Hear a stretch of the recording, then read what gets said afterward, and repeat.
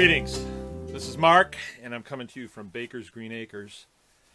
And so I got back from the Rogue Food Conference on Sunday. My wife and I went down there Friday. We had to leave kind of early Friday. This was down in Kentucky. It was at the Cincinnati airport, and it's like right on the line. On the way down there, kind of funny, my wife is looking through it, and she said, "You told me this was in Ohio." And I said, "I thought it was. Where would Cincinnati airport be?" Well, it's pretty close to Kentucky, and I thought we were going to have to divert to go to Kentucky. But anyway, we made it. Real nice place we stayed at, a Marriott. Rogue Food Conference. It was a concept put together by Joel Salatin and John Moody. And the gist of it is to discuss how to operate small farms in this environment of overregulation and overzealous regulators, food inspectors, Department of Agriculture, Department of this, Department of that, you know. And what it's created in our society is people who really want to get into small farming for the quality of life.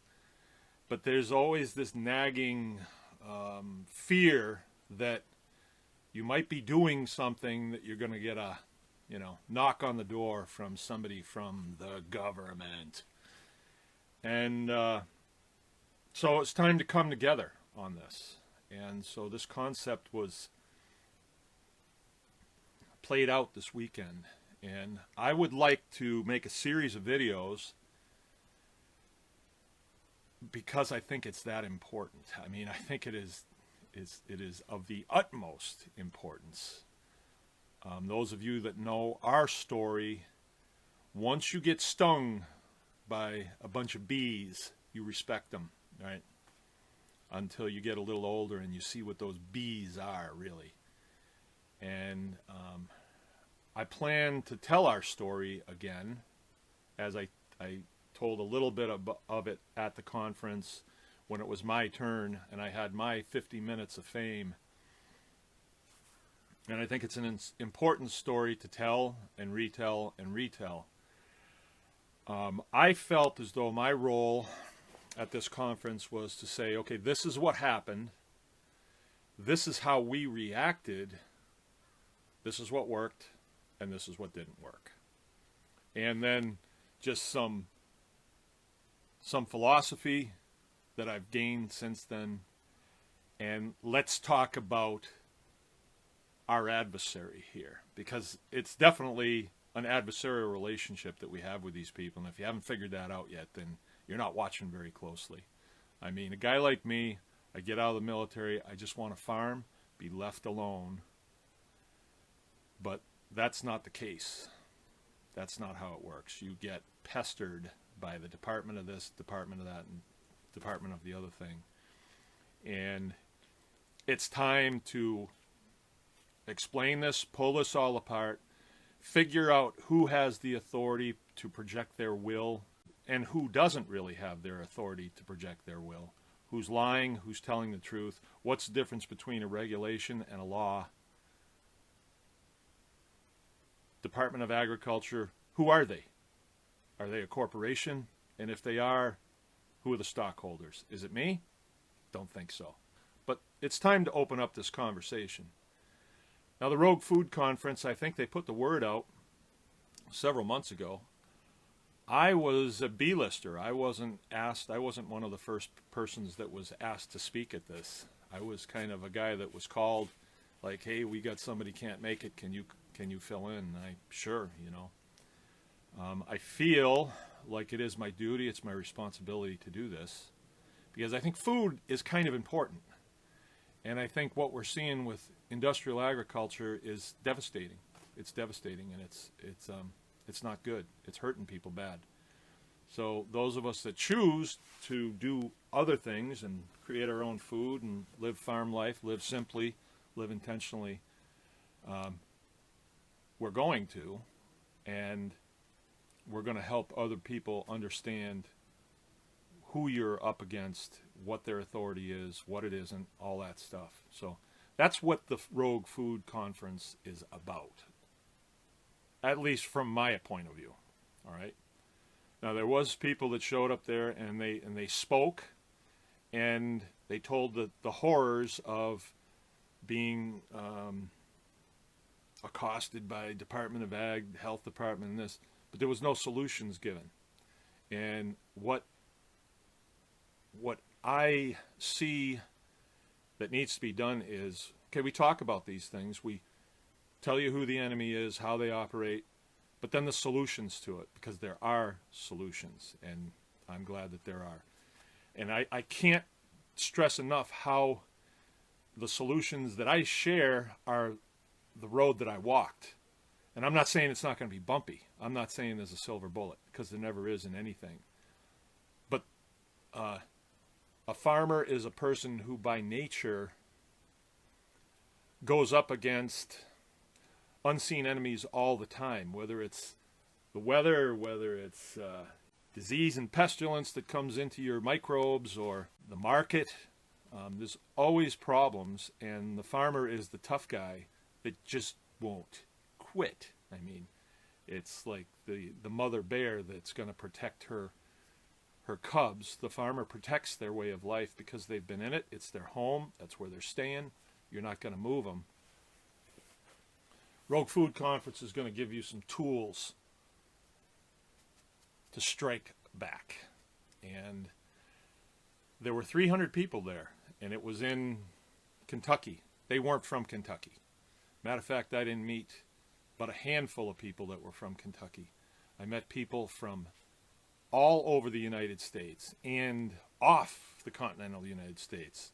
I had dinner with a lady from the Big Island over in Hawaii, and the name of it escapes me right now. Oahu, I don't know. But she was a cattle person over there, and she was at the Rogue Food Conference because, you know, the powers that be there, whether it's the Health Department, Department of Ag, U.S. Department of Ag, they set up choke points that you got to go through, and they hold the keys to. And they had hamstrung her to the point where she started looking around for, you know, solutions to it. And so I discussed some of that with her, and you know, she's really got no choice but to take advantage of some of those solutions. And but it's uncharted water for most people, and it's nice if you can talk to somebody that's gone through it, what they did, what worked, what didn't work. Okay? So 300 people came from all over the United States. And I don't know, but I would say that there was a lot of people that would have liked to come, but didn't hear about it, didn't have the money to come, because it's a ways. You got to stay a night or two, maybe, depending. So there's a real investment there to do it. But 300 people made the investment and went. Now, those 300 people, as we speak right now, they're like a bell of freedom that's ringing the information that was passed on to them at that conference. Now, mind you, it was the first one, and, you know, there's always glitches along the way, but I think we did pretty good. I think it was a good conference. I've gone to a lot of conferences, and they're usually centered around health and farming techniques and things like this. But this was the first one that was dedicated to calling out an adversary, a legal adversary, to what we want to do.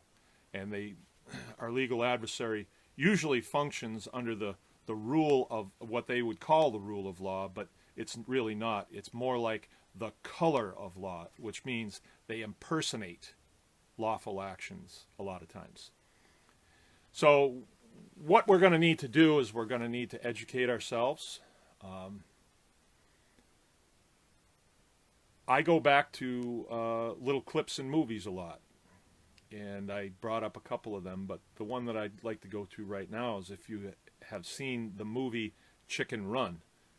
It's by no means a documentary. It's kind of a spoof.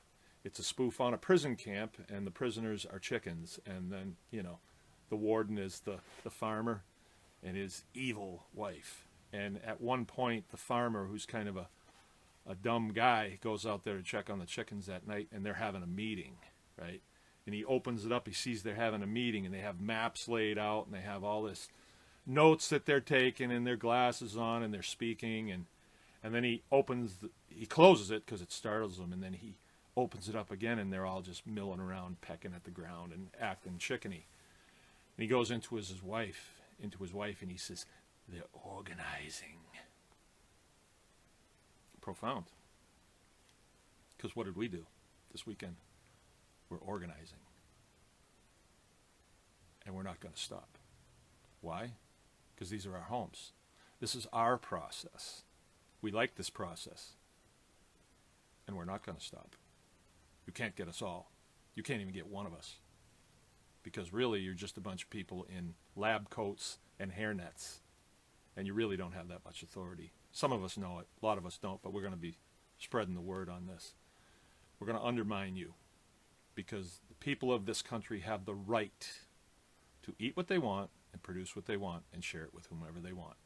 You don't like that because I think we know who you really represent.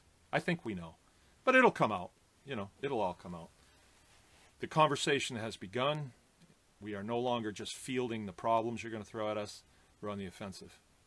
So I'd kind of like to make a series of videos here as it comes to me. But I thought I wanted to start it off with what the Rogue Food Conference was about. And hopefully get people interested enough to keep on listening, stay tuned, and get involved. It is so important to stand up and be counted. I will tell you a lot of things that happened there, but I can't go into them all now. Not that they're secret or anything. We just don't have time. We like to keep videos kind of short. But I'm going to tell you one thing. I had several people come to me and say to me, "Aren't you afraid?" It stuns me that people are afraid of these departments. It's stunning.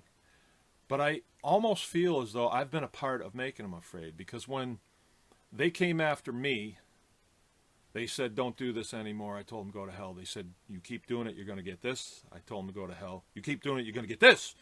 And I would tell you all this, The culmination was, "We're going to give you a fine for $700,000, which would mean I would lose my farm, which would mean I would be in debt for a long, long time, probably a long time. So that number was scary, but they actually wrote it down, and it came from the Attorney General's office here in the state of Michigan. You'd think that's pretty official, right? And it didn't sound right. But anyway, I communicated that with you all. And then I communicated to them, "Go to hell." What are you going to threaten to take from me next? And every time they backed up. They backed up and they backed up. Now, I don't know if it'll always be that way.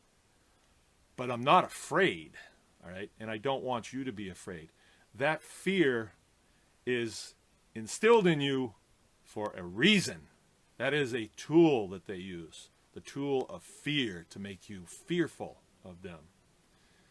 Thomas Jefferson, one of our founding fathers, I don't always quote the founding fathers, but sometimes the things that they say, they fit right into our society so well.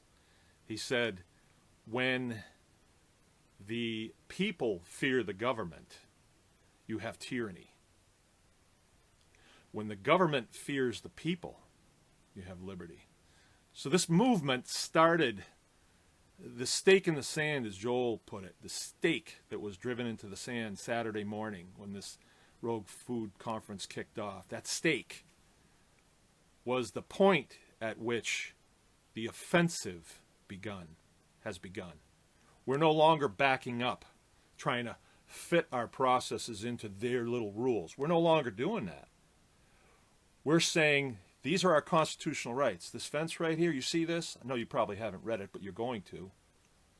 You don't come any further than that. And if you do, we're waiting. We're waiting for you. And we have a mechanism to smarten you up, to make you think that maybe I shouldn't do this. Because whether you know it or not, you individuals that work for these organizations, your organization is going to throw you under the bus.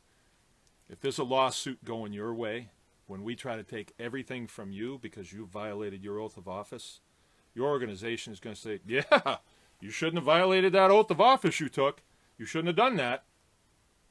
And they're going to throw you under the bus. And all your time off from your 40 hours where you're working at some cubicle someplace, making barely enough to survive, you're going to spend all your extra money and all your extra time talking to a lawyer that you're paying for. And us, our group, our massive group of people that have all donated a penny, are going to have plenty to put it to you. Just like you put it to us. Exactly the same. Only our lawyers aren't going to play footsies like yours do. Because your lawyers aren't really dedicated to anything except their paycheck. They're mercenary, and we know it. And you know we know it. So this is the time when the offensive begins. And we would like to see the group, the official group, strengthen and flourish. And when we come back together and we share information, it's going to be a lot of, very good information, very useful information. Remember, we are a representative republic, and we are governed by a constitution. That constitution is what your government cannot do to you. So get it and read it. Bill of Rights, really easy. 1 through 10, it's a page. Please do that. Read it. Make it part of your constitution, your personal constitution. Constitution is our strength. Their rules and regulation is their strength. We don't have to succumb to them, especially when they're repugnant to our Constitution. Constitution is the supreme law of the land. That is it. So all these things, these caveats that they put, hey, you can raise all the food you want. Nobody's stopping you, except, as soon as there's an except raw milk. No. That's what we're going to focus on. Every time there's an exception, that's what we're going to bear down on. And we're going to see how dedicated you are. Because I know how dedicated we are. These are our homes. These are our children.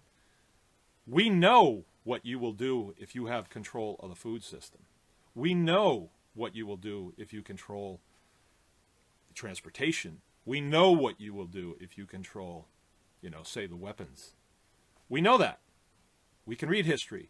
They haven't taken that out of our school system yet. They did take civics out, so we don't know our weapons against you, which is the U.S. Constitution. But we're learning, and that's what this is about.